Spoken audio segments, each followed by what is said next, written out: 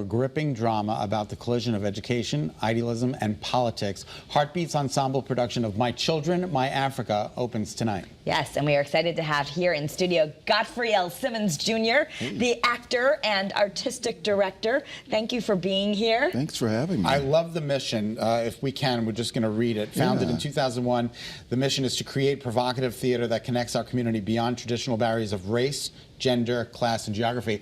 How important is that today? Oh, wow. Yeah. That's a whole show, right? Right. Exactly. I mean, what we're excited about with the show is that it just really slots into that mission.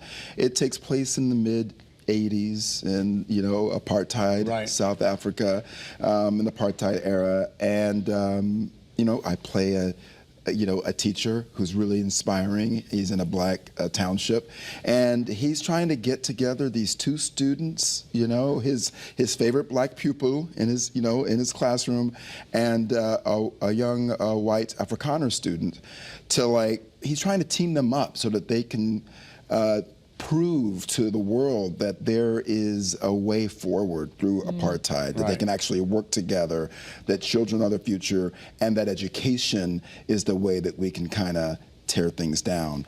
Of course, his young charge, his favorite pupil, Tommy, is not feeling that way. He's not buying it. He's gonna figure. You mean you have to figure out how to inspire a teen? We should all go see this. I know, right? Yes. No, and speaking of that, is it for a family? Should we be taking our kids to see this? I think you can. I think you can. I mean, there's some tough stuff. It's a chunk. It's a chamber piece. It's 2.5 hours. It's like old kind of fashioned, like it's a play. But yeah, I absolutely think 12-year-olds, 13-year-olds. We're doing some matinees. Yeah, we're doing student matinees after October 9th when we close in terms of the public. We've got a whole other week of student matinees happening. That's great. That's until the 15th. Yeah, no, it's really exciting. Yeah. Well, it's it's so interesting because change can only be brought about by education. And that's what this show is really encompassing. Yes, and I'm going to push back a little bit on that because it's the core challenge of the show, though. The teacher's saying we have to use education.